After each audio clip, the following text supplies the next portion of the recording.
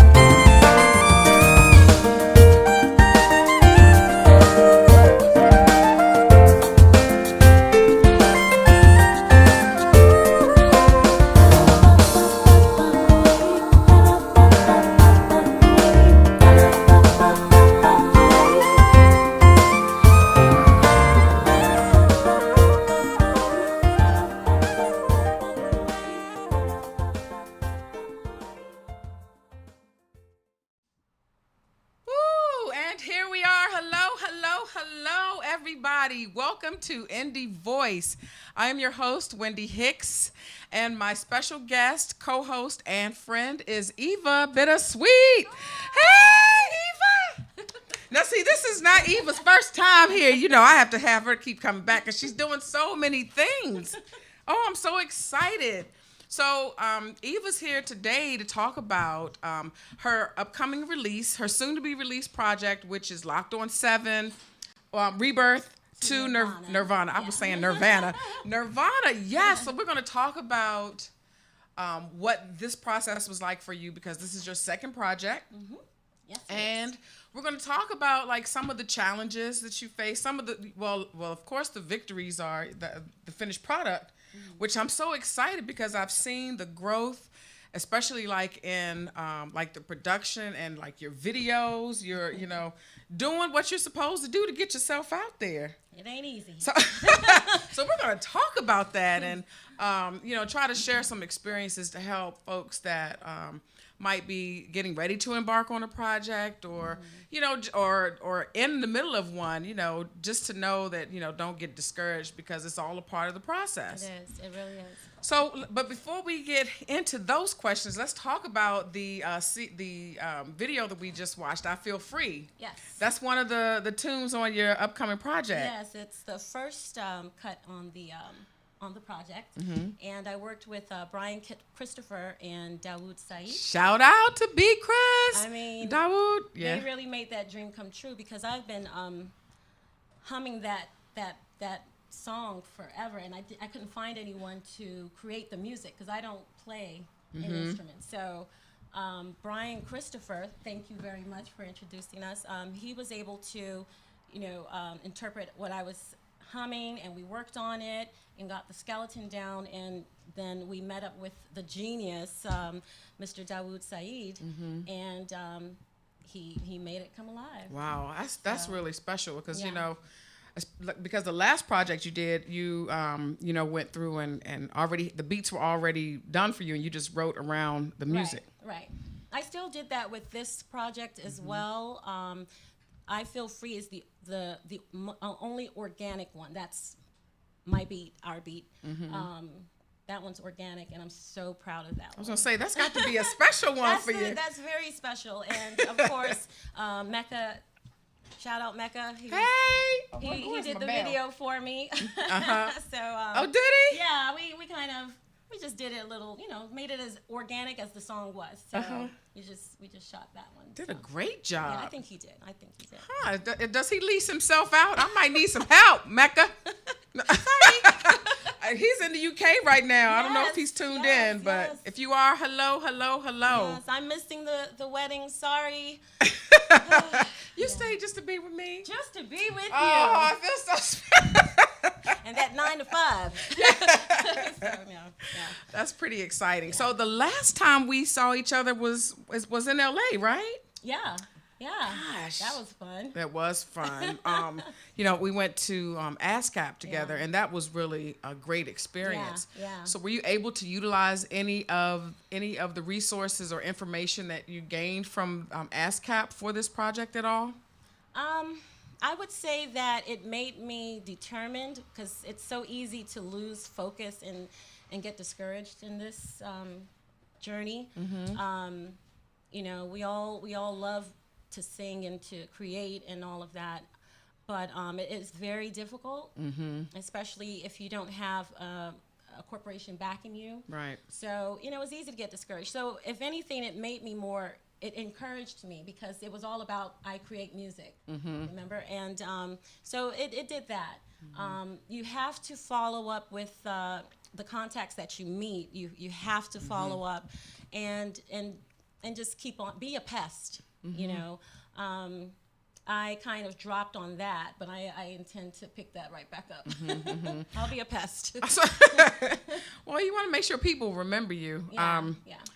But you were lucky. You did really well, I must say. You know, I've reached out to some people and it's been crickets. I haven't had a response, but you know, it's important. I talk about how sometimes things just come full circle. It did. Like sometimes, you know, that initial meeting, you just never know what that's going to lead to down the line. Yeah, and it may come a year from now.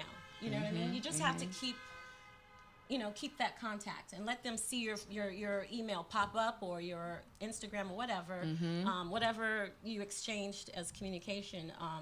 You have to just keep that up. Yeah. Now, can we play some of the music in the background while we're doing the interview, just to kind of have some light music and kind of get a feel for the vibe for the project?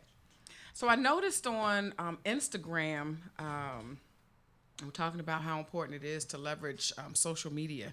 And I saw like the long list of hashtags, which is, I don't really fully utilize the hashtags like they're supposed to be used. Like, you've got these groups that really pay attention to what's inside. But I saw that like what was the brothers that? Avila Brothers. Yeah. Still waiting for that call, by the way.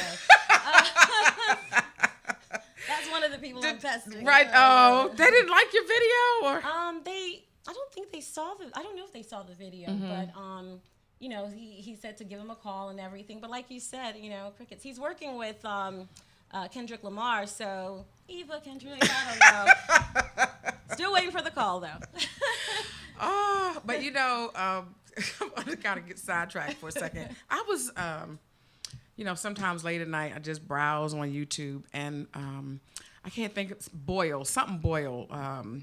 I can't remember the older lady that was on America's Got Talent, or somebody. It was the British version. Was it Sandra Boyle or? Yes, it is. Susan. Yes. S. Yeah, Boyle. Yeah. And one of the because I saw, I was like, I wonder whatever happened to her. I know. And I looked her up.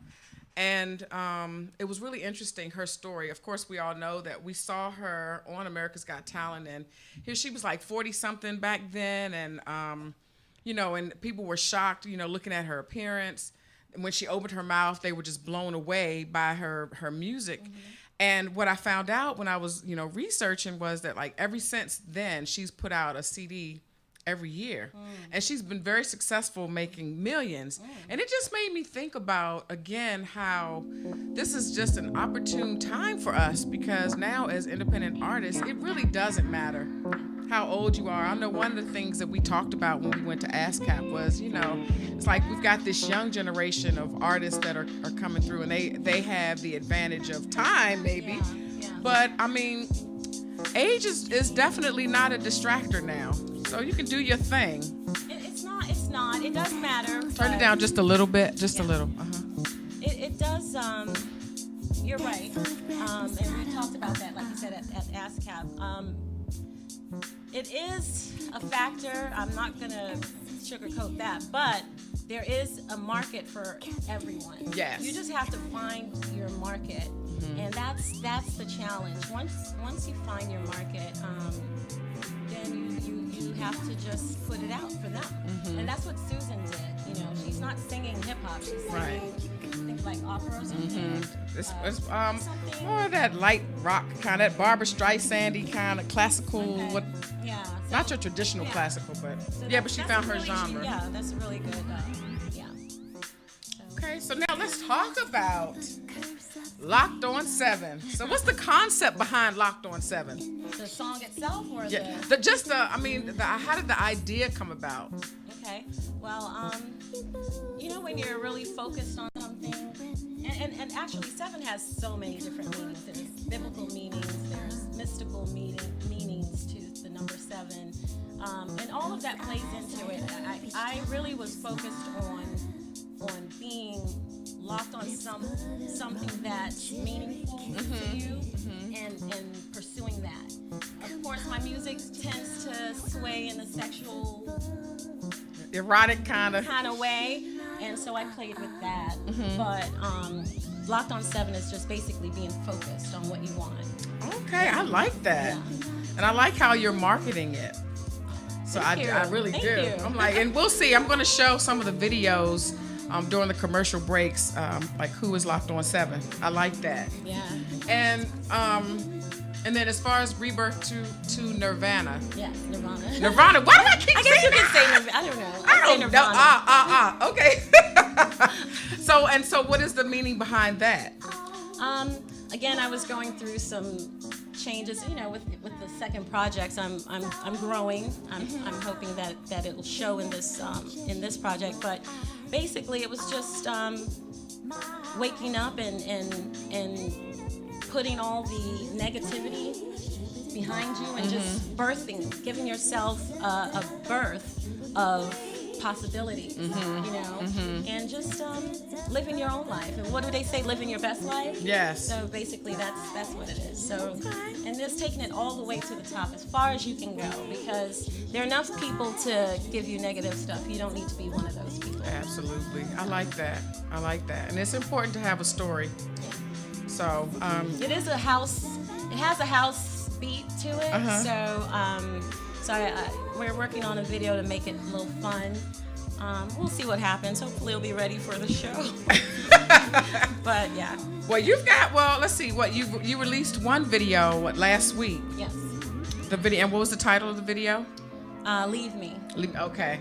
And so you're talking about, you want to do Rebirth to Nirvana at your CD release. Yeah. Okay. All right. Oh, okay. So we're gonna take not a quick break, but we're gonna do our Have You Heard segment. And we saw one video. Now I Feel Free, and now we're gonna see the second video, and then we'll come right back to talk about it.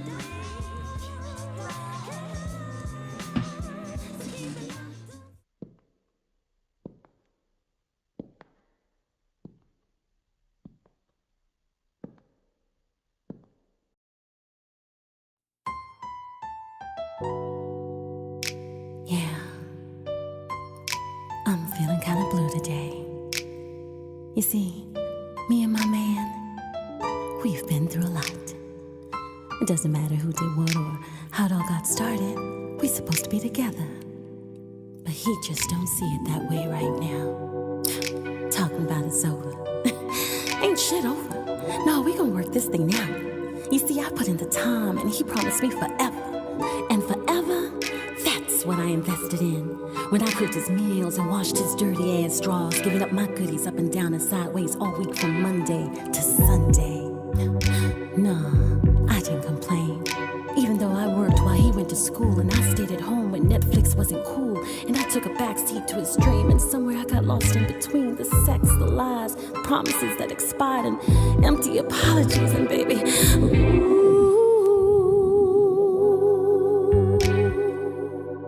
I'm wanting reasons on how we got here. My winter has come. Now you wanna leave me alone, baby.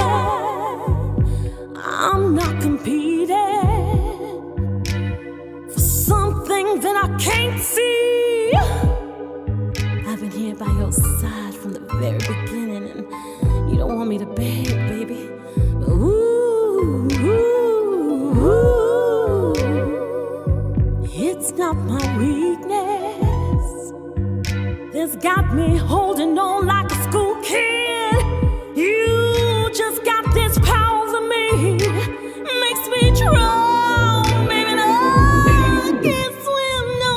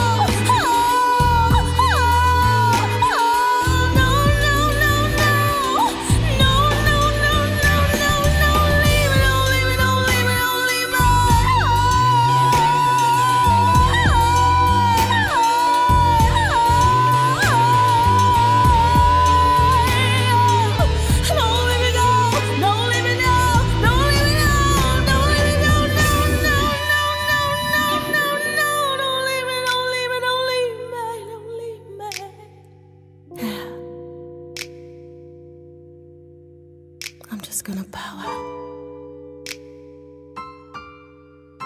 How you gonna just act like you don't even care?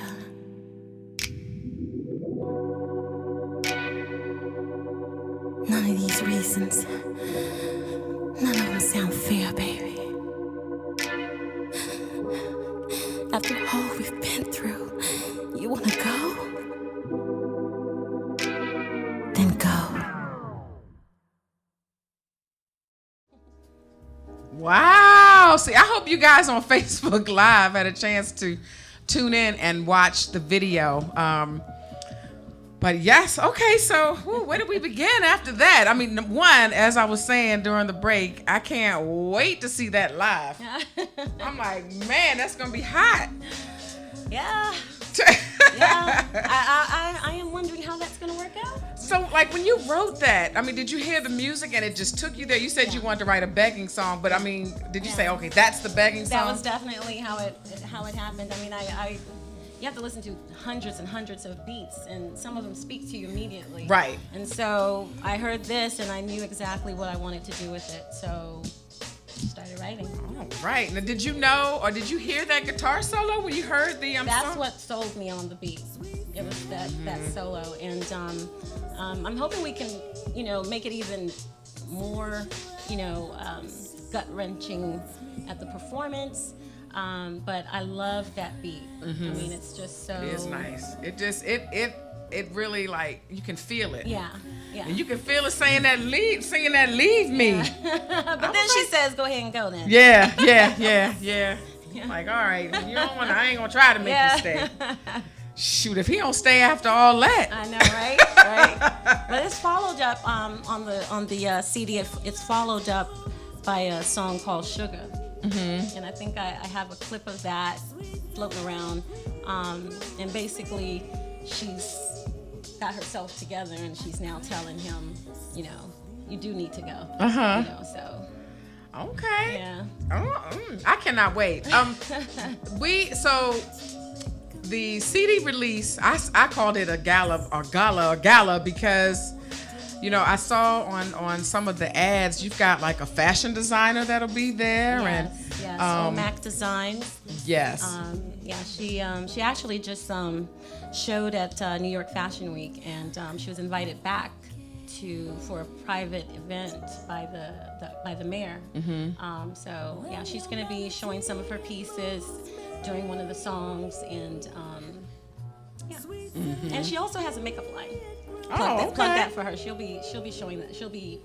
We have some vendors that will be there, so she'll do that. I'm excited about that. We'll talk more about that. But it is October the 7th, and I'll definitely be there in the house. And you guys, tickets are on sale now. Something you do not want to miss. Yeah. So now, what were some of the takeaways for this project? And then we'll go back and talk about the first project. What were some of the lessons learned with this one that moving forward, you'll know, like on your neck? I know it's kind of soon to be talking about the next project, but I know you're probably already thinking about it. But so, like, what are some of the things that you? What were some of the takeaways with this project? I think I'm not a very patient person. I don't know if it's the Leo or the summer child or the July. I don't know what it is, but I'm not a very patient person. Music has taught me this whole process. The first project, and even more this process, this project has taught me that patience is definitely required. Not everyone moves at your pace. And so, so I think the takeaway for this project is to really plan, really plan for not just yourself, but everyone else that's involved. Plan for slip dates, plan for disappointments, plan for just plan for everything. So that way you don't build up this big thing and then you're just defeated, and then now everything is a rush. So, that's kind of where I am now for myself, because I had set a goal for myself for like by the end of the summer. And then it's, and not only is it working with other people and, other schedules or whatever, because it's not just that, but then it's the timing of when you release it. Because now we're approaching the end of the year already. Yeah. And so you have to be careful not to release projects, too close to Christmas, because now we're looking for, Christmas music. And so it can be a little distracting, but, again, perseverance wins. Yeah. And then there's a financial aspect that you cannot forget. My advice, I was very fortunate with the first project. I worked with a friend who, a couple of the songs, I didn't, he just let me record. And then I paid for the rest. But this project was, very expensive. And so I think my advice to anyone who wants to record a project, not just plan, but be prepared before you walk into a studio. Like, know exactly how you want it to go. And that way you're not wasting your time, your money. You're not wasting their time either. Right. And you'll get a better product. Also always have a drive with you. In the case of, that devil be working. Like, everything's gone, my car drive crashed. Yeah, so you just want to look out for yourself, and just be smart. Be smart and have some type of rapport or relationship with the people you're working with, so they're invested in your project as well. It's good when you have that kind of, it's business, yes, but it's good to have someone care about your project as well. So. But you're working with more than one person, right? Did you go to more than one studio, different studios and different producers, or are you pretty much stuck with the same The people? first project I worked with different studios. This one I worked with 3 studios, one being mine. Oh, we gotta talk about that too.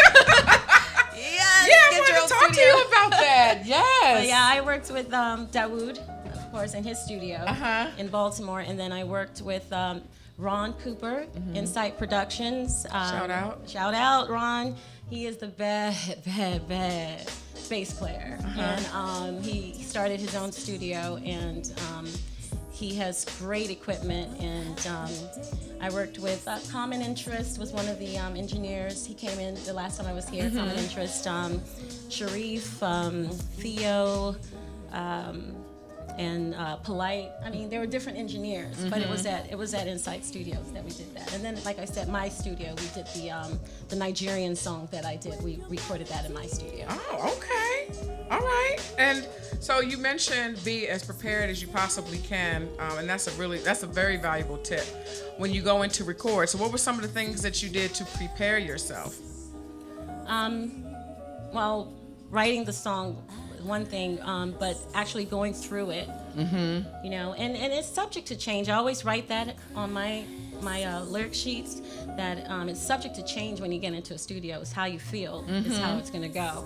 But to prepare, I just went through the song and knew it. Sometimes I didn't always do that. Sometimes I did have to wing it at the studio, writer's block, and just, there maybe 1 or 2 songs that I had to just wing at the studio. But I mean, in terms of, because I know we talked about when you were putting your studio together. Right.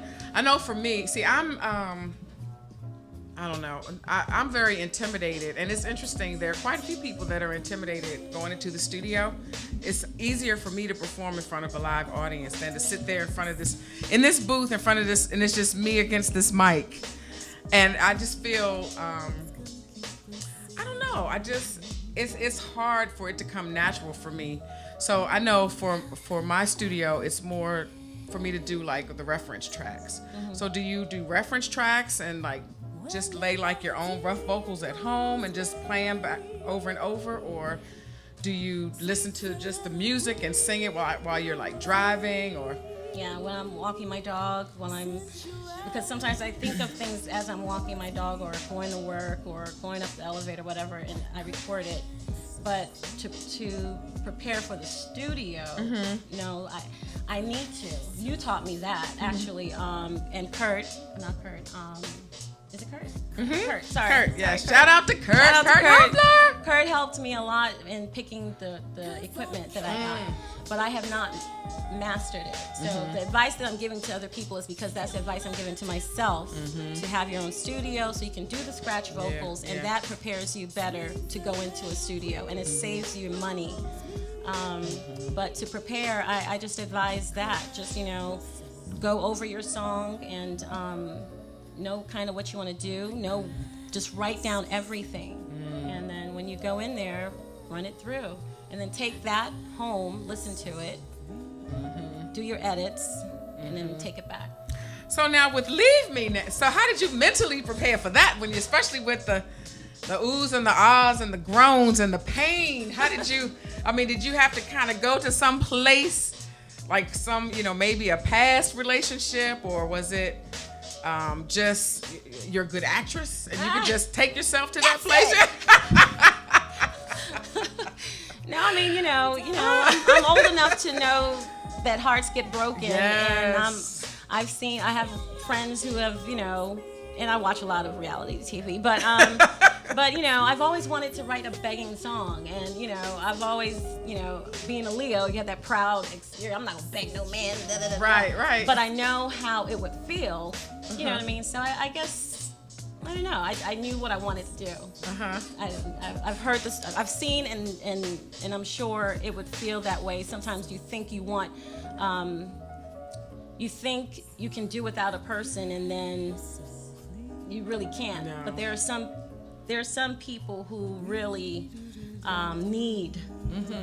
And I was trying to reach for that person. I was reaching for that kind of person who's like, please don't go, Right. To be so vulnerable. Today I don't think many of us would be that vulnerable. But you never know. I don't know. Times are getting hard. You never know. Well, we're gonna take a quick break. We'll watch a couple of your ads as commercial breaks, and then when we come back, we'll talk a little bit more about, so what are some of the takeaways from your last project that you implemented in this project that worked for you? Okay.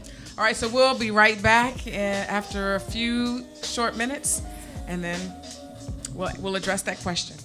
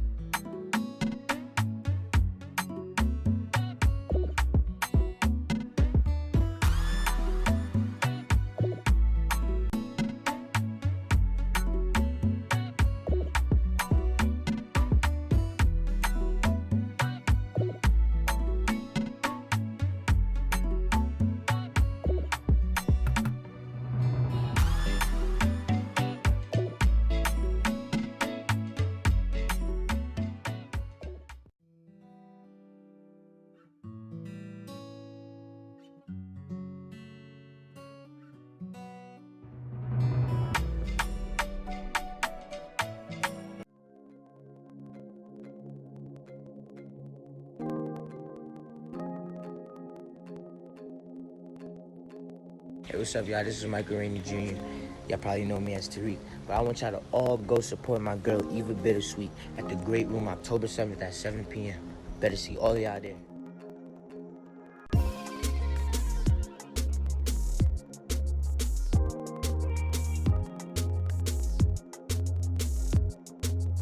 Yes, sir, we're gonna be lit. October 7th at the Great Room at 7 p.m.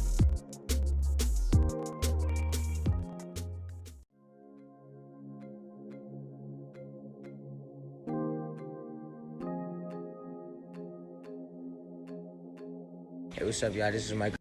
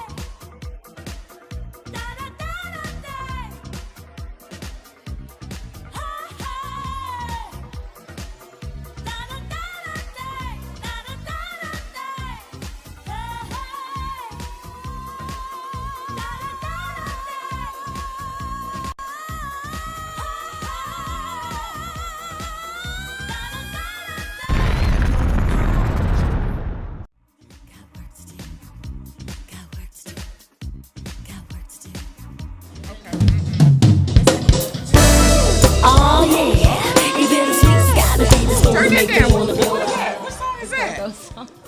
Ooh, okay. Hold on. Yeah, bring that. I like that. I was ready to get up and start dancing. That's got the go-go beat. Yeah. Yes. Homage to DC.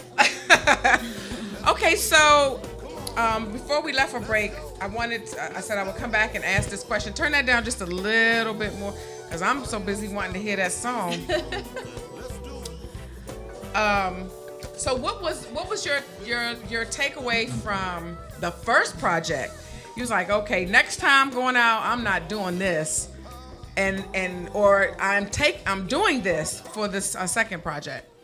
Is there anything that really worked for you? Honestly, I learned more on this project than the first one. Let me see. What did I get from the other one? I learned how to, have your own backup drive. That I definitely took on with this project from the first project. Always have your own drive after every session. You take your stuff with you. So that would be the most important thing that I learned. But I did learn a lot more on this journey because I did a lot on my own this time. So I mean, like when I say on my own, I mean I sought out and I was willing to pay the price for whatever it was going to take to get there, and we went to ASCAP, and we, I sought out the knowledge more so than I did the first time. So I read a little bit more. I don't like reading anymore. After my master's, I was like, pictures or forget about it. But this time, for this, you have to stay, educated on some of the things if you're going to be an indie artist, because you're doing it on your own. And no one's going to care more than you about your project. And no one's going to give you any freebies. Right. Not really. And and sometimes you don't even want the freebies because nothing's free. Right. It'll make up with the quality. And Yeah. So let's talk a little about, you mentioned in terms of funding. So were there any like creative funding strategies that you used this go around? Like I know you were able to use sponsors, which was a great idea for your first project.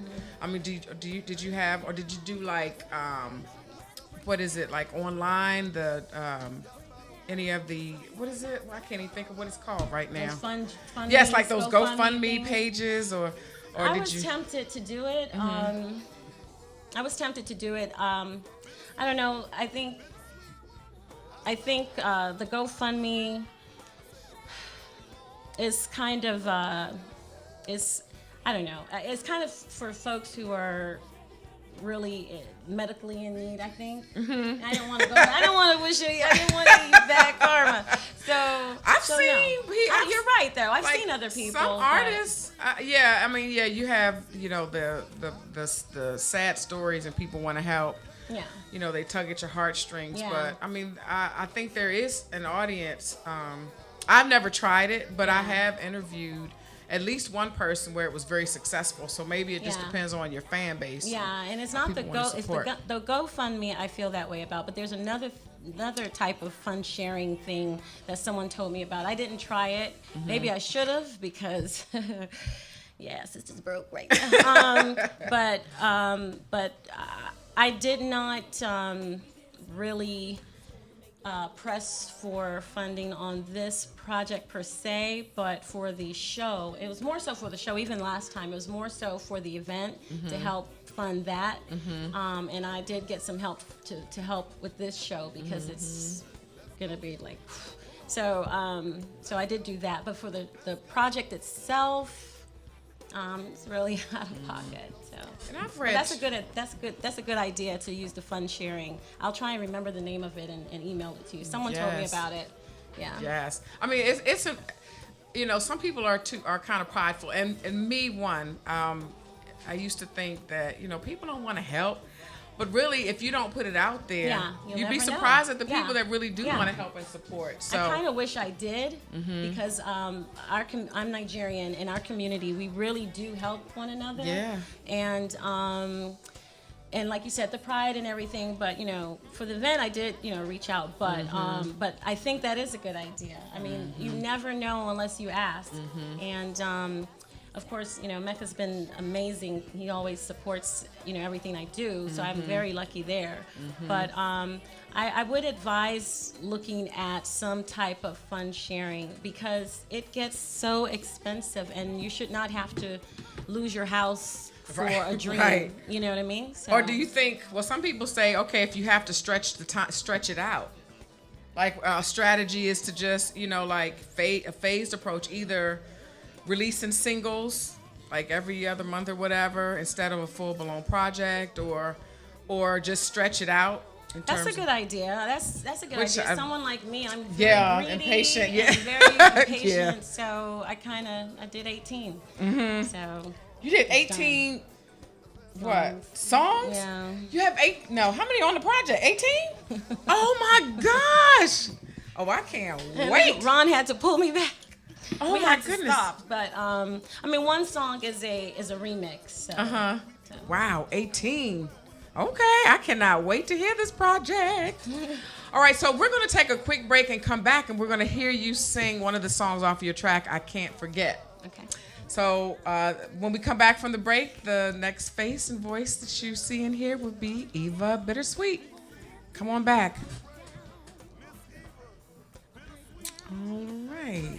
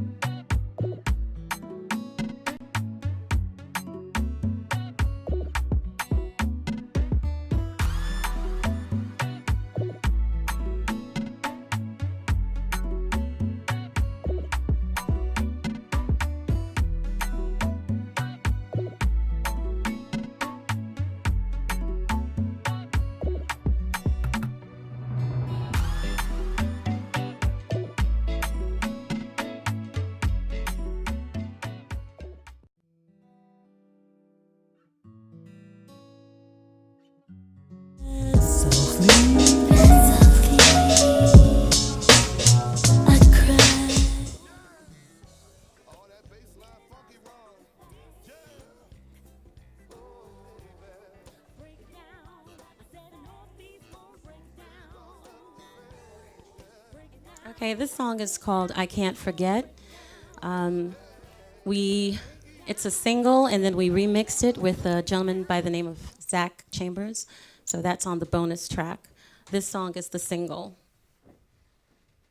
I Can't Forget.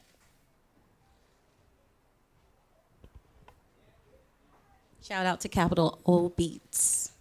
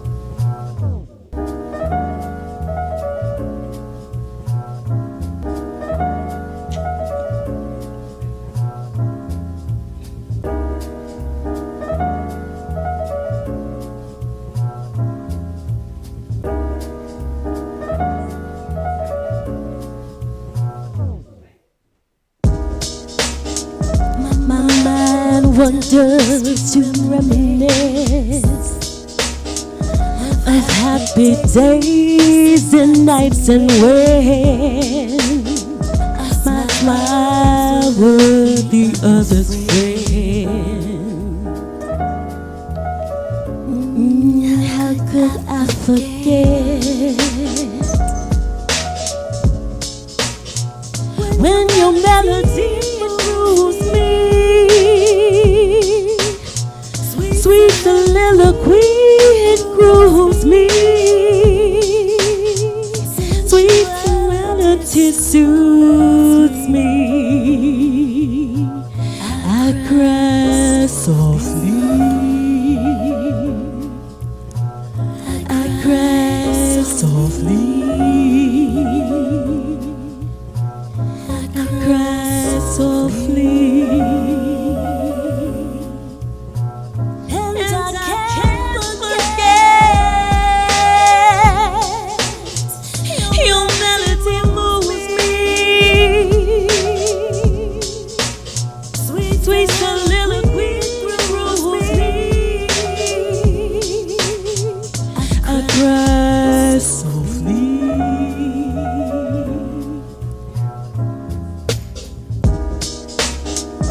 Too late to make amends. A wonder never ceases and never ends. Dreams concupiscent. How could I forget when your melody moves me? Sweet soliloquy, it grooves me. Sensuality soothes me. I cry softly. I cry softly. I cry softly. If I can't forget your melody moves me. Sweet soliloquy grooves me. I cry softly. I cry softly.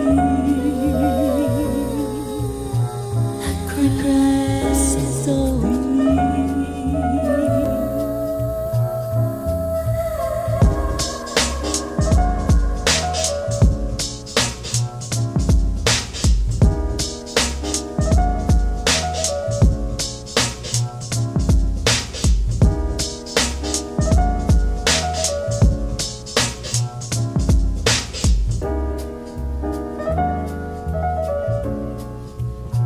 And I can't forget your melody moves me. Sweet soliloquy grooves me. Sensuality soothes me. I cry softly. I cry softly. I cry softly. Dwee-da-da-dum, dee-dum. Sweet-a, sweet-a, sweet-a, sweet-a, dee. And I can't forget your melody moves me. No, I can't forget your soliloquy grooves me. I cry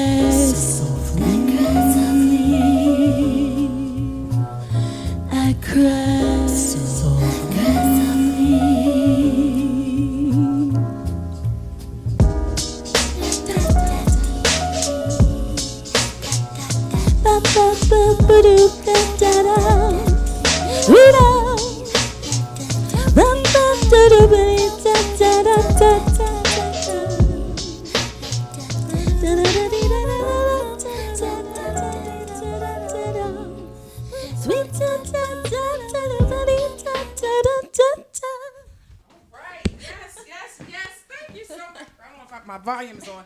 Thank you. Real quick. So the event is October 7th somewhere. It's at the Great Room. It's in Laurel, Beltsville. It's the Senior Activity Center. They have a wonderful room called the Great Room. It's in there. The cocktails start at 6 o'clock, so be there at 6, and we start at 7. All right. See you guys there. Make sure you stay connected. I'm going to post her information on my Facebook page, but your website? October 7 Tix, that's Tix, .Eva Bittersweet, that's SUITE.com. All right. Thank you. Thank you so much. Oh. All right. See you guys there. Thank you for watching Indie Voice. See you next week.